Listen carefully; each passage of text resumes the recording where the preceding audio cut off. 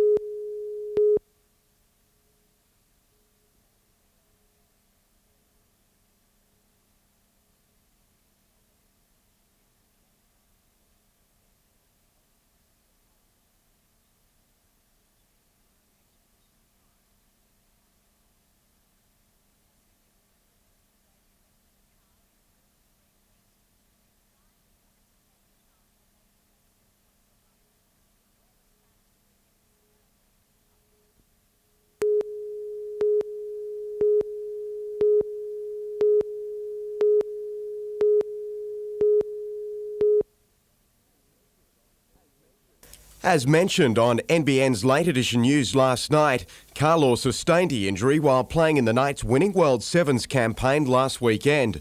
But minor surgery revealed the 21-year-old's worst fears. The doctors come in and said, if you want to play football at this level again, you've got to have a knee reconstruction. And I think my girlfriend was with me. She said it was the widest she's ever seen me. I didn't have anything to say, really.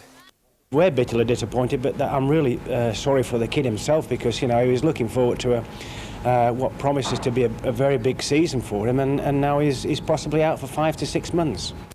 Carlo will wait for the swelling to subside before undergoing the operation, but in the meantime, the Knights' search to solve an ongoing problem resumes.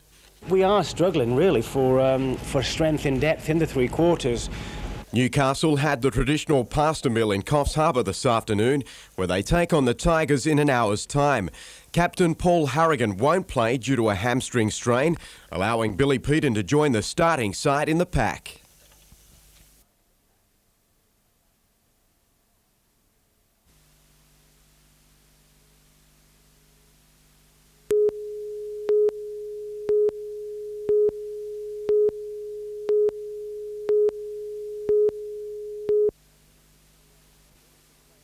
Henderson came out of hospital last week after an operation for a double athletic hernia. He's now battling the clock to be fit for the Atlanta Games in July, but will be given every opportunity to prove his fitness by Athletics Australia.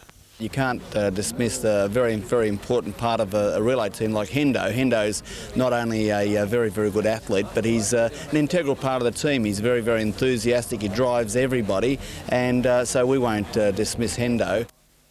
In basketball, the Falcons will take on the Sydney Kings in round 2 of the NBL Cup at the Entertainment Centre on March 23.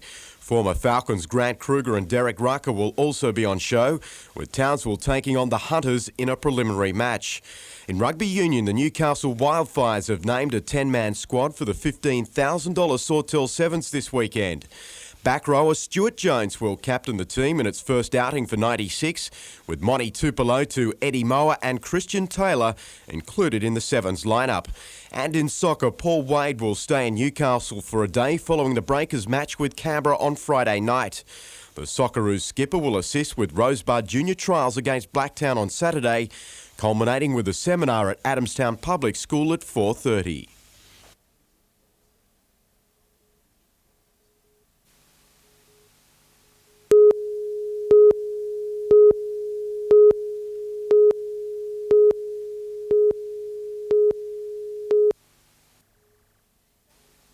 Scone is known as the home of the thoroughbred, and appropriately the new TAFE campus is specialising in equine courses. There's a big demand from students wanting to learn how to shoe horses as well as train them. Students have enrolled from across the Hunter and Northwest in classes ranging from saddlery to artificial insemination. According to TAFE management, a feature of the campus is that theory can quickly be turned into practice. This new facility is that you can be talking about something on a theoretical base in the classroom and then walk outside down to the stables where we've got horses there and show the students the practical aspects of it. So they're getting first-hand experience with the topic you're talking about and actually getting the job done. Special facilities include an indoor arena and stables, as well as a vet lab. Amanda Bolger, NBN News.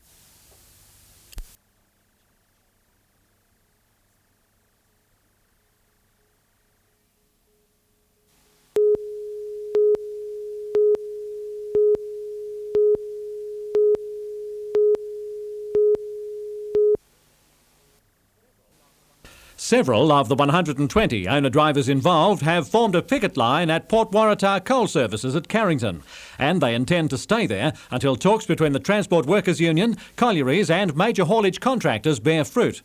The union says 8 years is too long to wait for a rate increase, with drivers cutting corners in more ways than one, leading to safety problems. We've had to absorb all the costs in that time, and it's just got to the stage that the two lines have closed together and we can't absorb any more costs.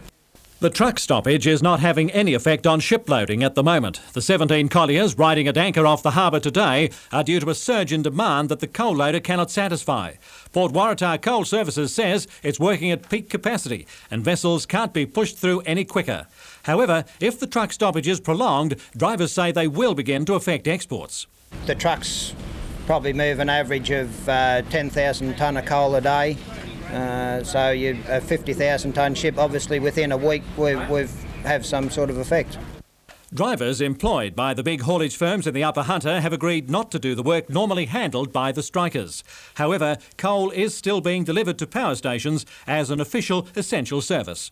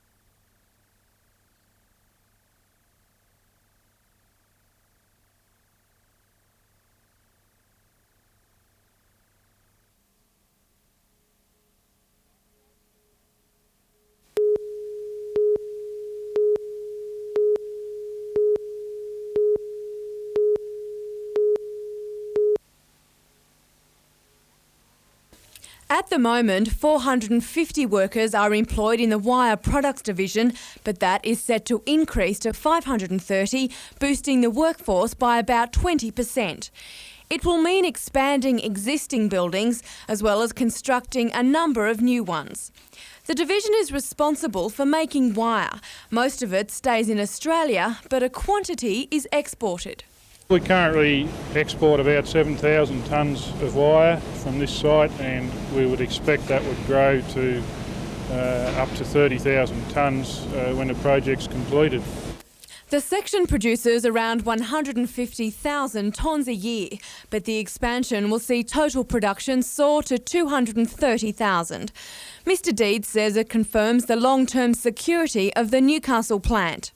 Well, the employment will be the creation of 80 new positions, which will be primarily wire workers. There will also be some tradespeople as part of the development. Work is expected to get underway halfway through this year and should be completed by 1998. Amanda Bolger, NBN News.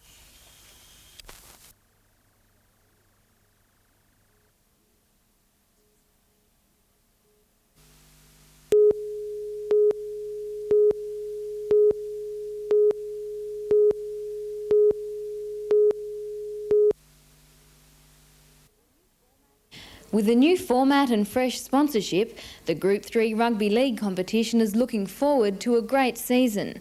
The group has just signed a 3-year sponsorship deal with NBN, which will mean more promotion during the week for the upcoming games. It's quite obvious how they feel. There was a unanimous decision to go NBN way with their sponsorship deal. With the competition make-up this year, we should go on the extra rounds. We should have a real good coverage. This year, the competition will be played out in 2 rounds over 26 weeks, instead of the less popular conference series format used last year. However, as Group 3 outgrows its infancy, some clubs are being left behind. The Lower Manning Dolphins have had to pull out from playing this year because of a lack of funds, leaving 11 teams in the comp. Many believe it's only a matter of time before Group 3 becomes a 10-club competition. Well, in the future, I think it will have to become that way because of the money situation and clubs trying to get sponsors and that, and the amount of players that are available in the area. It must come back to a 10-club competition.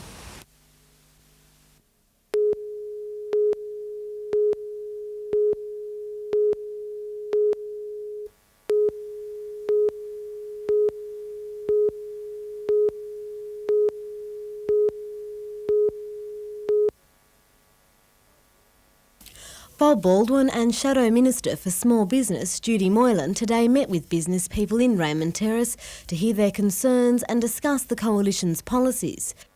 Bob Baldwin says if elected, he would organise a summit of all local employers and employees. To discuss problems, to discuss ways of implementing the Howard policies for job creation and benefits for small business.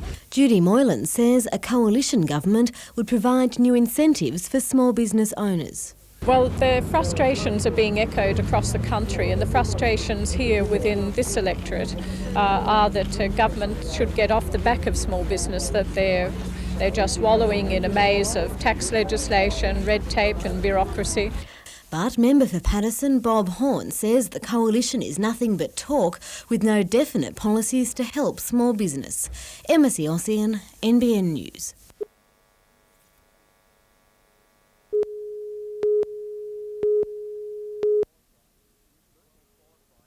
Murphy qualified for the Junior World Championships with a sizzling 47.93 personal best in the 400 metres. Almost half a second better than his previous effort, and Murphy will be the youngest starter in tonight's Open 400. In surf lifesaving, 300 competitors are expected to turn out for the Newcastle Branch Championships at Fingal tomorrow. Among the highlights, the clash between Josh Blair, Matt Rees and Matt McGregor in the Ironman, and Alison Civil, Michelle Kent and Melissa Thurlow in the Diamond Lady.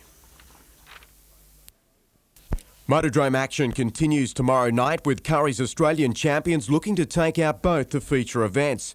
National Formula 500 title holder Tony Pryor will contest the state event, while Super Sedan champ John Pine is favourite for the East Coast Classic.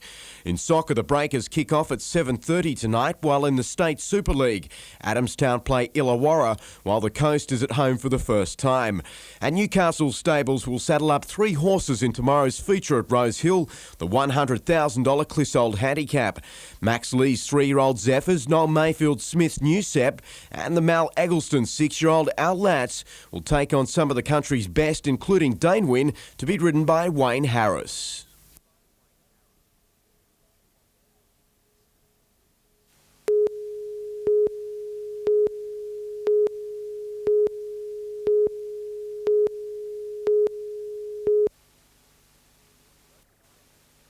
The Open Ironman event was billed as a match race between the Swansea-Belmont duo of Matt Rees and Joshua Blair. But Stockton's John Anderson, who also competes in the over 30s, pushed the young guns all the way, splitting the pair at the finish. Rees held off the veteran, Anderson second and Blair third. In the Ironwoman, Newcastle's Alison Civil upstaged her Devondale colleague Melissa Thurlow with Michelle Kent third.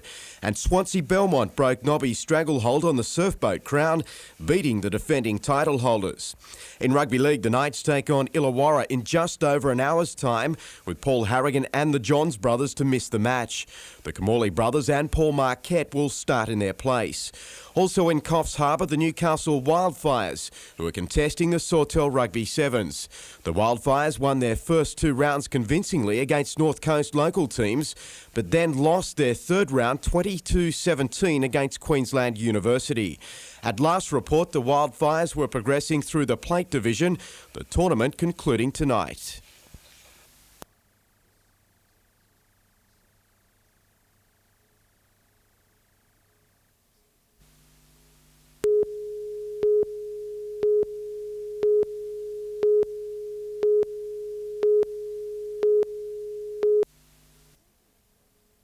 Tensing and flexing his way through a training session at Tari's Elite Fitness Gym today, Gabe Longer isn't about to take a break after winning the Western Sydney Bodybuilding Championships over the weekend. The 32-year-old won the under 70 kilogram division. It's only the second time he's ever competed. It's quite good because it was my second competition I've entered, and I was expecting to get a place, but not a first place, but I was fairly confident. I was feeling good. Longer trained heavily for 4 months, including a strict non-fat diet to stay under the 70 kilogram mark. However, for his next competition in Dubbo this weekend, Longer is looking to add some weight. The bodybuilder will enter the under 75 kilogram division in the Australia versus New Zealand Championships. The other bodybuilders there will be a lot bigger than I will be, so I've got to have something that will stand out, basically. Which is? Hopefully symmetry and shape. Simone Cobb, NBN News.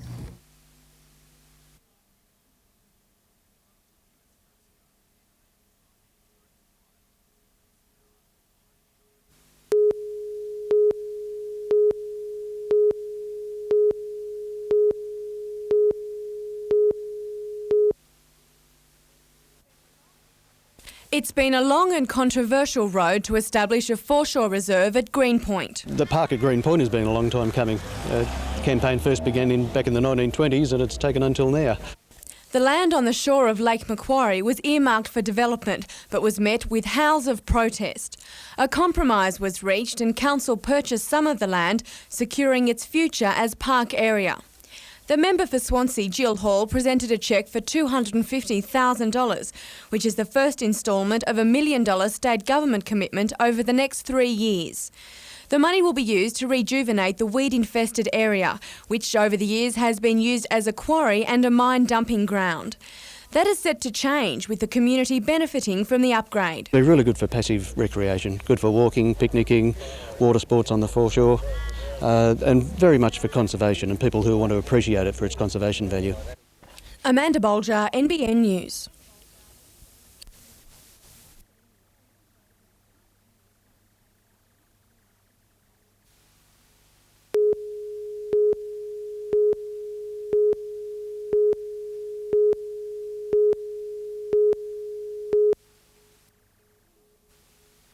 Jenny George addressed a large group of employees at the King G factory, focusing largely on Labor's campaign for women and the need for proper family support. The employees' main concerns centred around job security and the need for a guaranteed family income, as well as high health standards, things Ms George claims would continue to be provided under a Labor government. Job security is very important, particularly here at King G. I mean, the whole clothing and textile industry has been through very big changes with the tariff reduction. I think they're all seeing light at the end of the tunnel, and I think women here, like workers everywhere that I talk to, are not going to put at risk the fact that things are now improving. After the meeting, Ms George took a brief tour of the factory. Today's visit was one of a number organised by the trade union movement, designed to take the ACTU's election campaign directly to female workers. Emma Ossian, NBN News.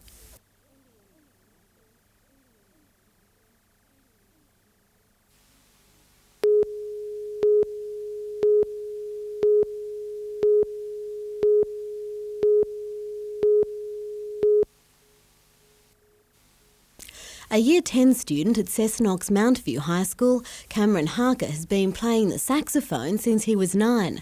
Today at practice with the school's stage band, he's one of the region's most promising young musicians.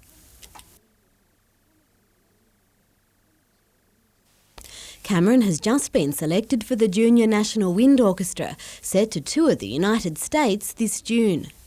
Well, in June we get to tour America. We get to go to New Orleans and Disney World and all other fun places. And Cameron's interest in music doesn't end there. He hopes to pursue the talent after he leaves school. I hope to go to university and stuff and play music.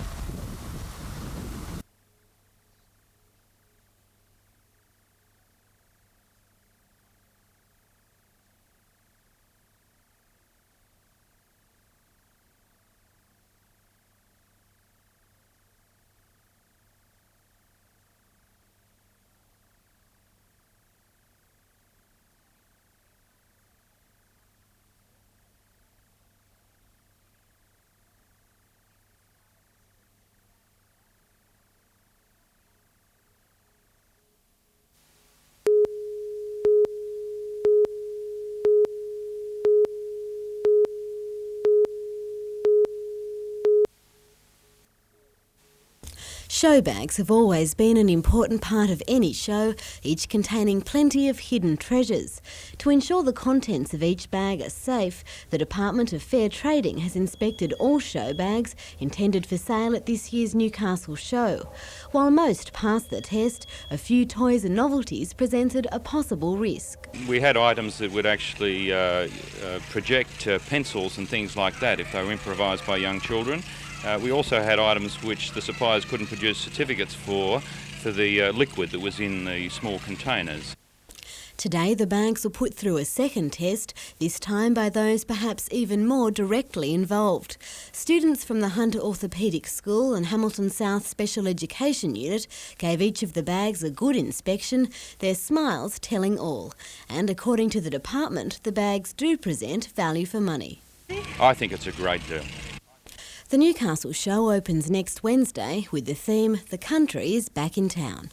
Emma Ossian, NBN News.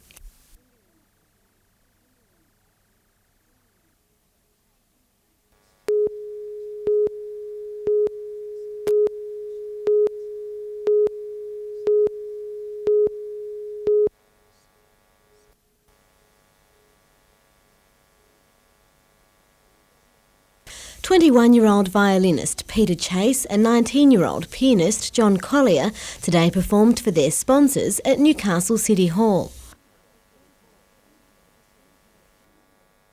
The duo leave for Japan next week, taking their gift of music to Newcastle's sister city, Ube. The goodwill visit has been organised by the local Australia-Japan Society in association with the Conservatorium of Music and a number of local sponsors. Both Peter and John are looking forward to their role as musical ambassadors. I've done tours with the Australian Youth Orchestra, but I've never been a soloist and been asked to do a tour in another country before, so it's very exciting.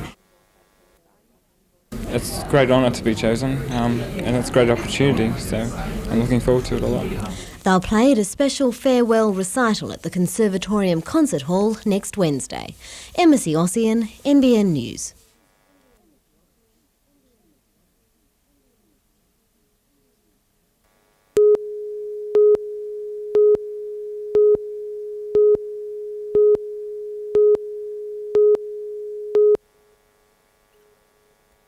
Called Comparisons, it's the first exhibition of its kind at the university, but an idea that will be repeated in future years. It's a selection of artworks in various mediums to illustrate the diversity of styles encouraged by the faculty. Tend to pride ourselves on not having a house style. We have individual lecturers here, and so therefore it's far more diverse.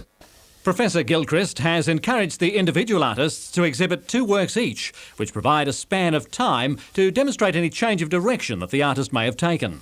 I tried to include an earlier work and a more recent work in order to give the public and the students viewing this an idea where perhaps the lecturer was and now where the lecturer has arrived.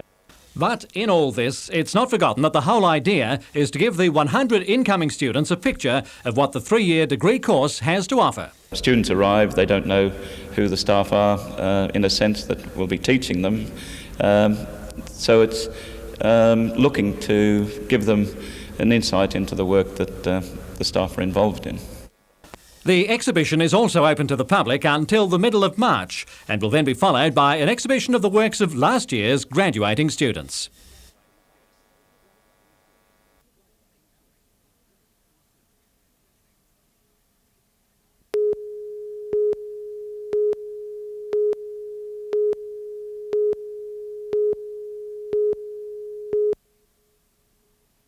Cosmina's young squad is on a steep learning curve, experiencing the highs of a runaway goal tally against Canberra and the disappointment of seeing it eroded. We lost goals last weekend because of inexperience. We've lost goals in previous matches because of inexperience. And it's like I said at the start of the season, you're not going to get kids coming through unless you give them games. The squad for the match against Wollongong Wolves will remain pretty much unchanged, even though the Southern Steel City is regarded as a graveyard for touring teams. Yeah, it's a difficult place to play. It always has been. Even back in the early days of the National League, it was always windy and bumpy, and they've got a great little setup down there. Provided the breeze isn't blowing and the surface is better than it was during last winter season, then I think we're in, for a bit of a show. It's going to be a tough game, though. Every game's a tough game, but at Wollongong it's always difficult to play down there. It'll also be the end of the road for Darren Stewart's run with the Breakers. He's finally been recalled to his club Johor. Another hoodoo ahead for the Breakers is Wollongong's goalkeeper Brett Hughes. He kept the side at bay last time they were in Wollongong. Last year he wasn't playing that well, but I think this year he's played out of his skin, and if it wasn't for Hughesy, Wollongong would have been in a lot worse position. So yeah, he had a great one against us last time. I hope he's not quite so good this time around.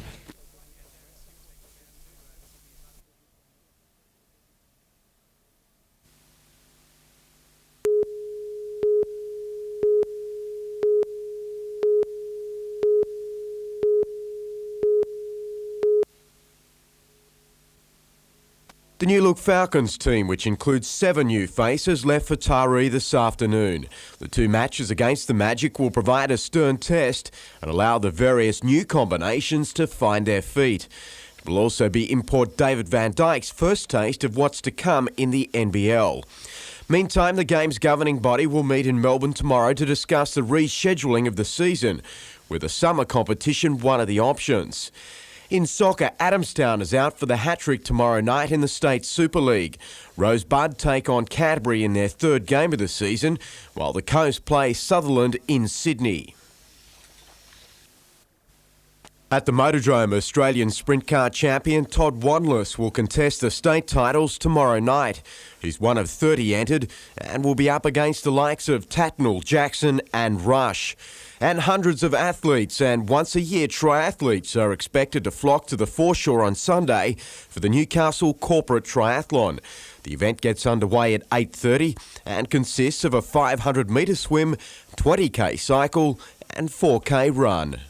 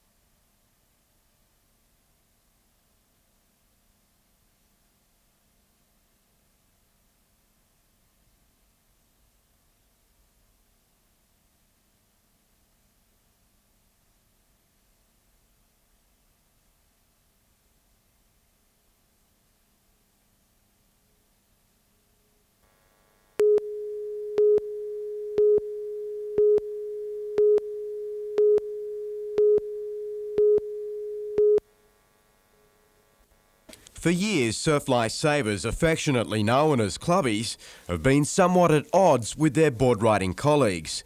Today, an olive branch was extended by the surf lifesaving movement, including board riders at its Junior New South Wales titles for the first time. Desperate to arrest the slide of membership from surf lifesaving clubs, officials see today's venture as a positive step towards keeping juniors in the movement. 150 surfers from across the state took to the water contesting two divisions. Avoca's Daniel Shade won the under-13s, Byron's Jonathan Hewitt was second, with McMaster's Anthony Morrison third. In the under-14s, Ryan Powell from Bulli was victorious, with Swansea Belmont's Scott Brogden third. Heats of the traditional events get underway tomorrow. The majority of finals, including the Premier event, the under-14 Ironman, will be held on Sunday.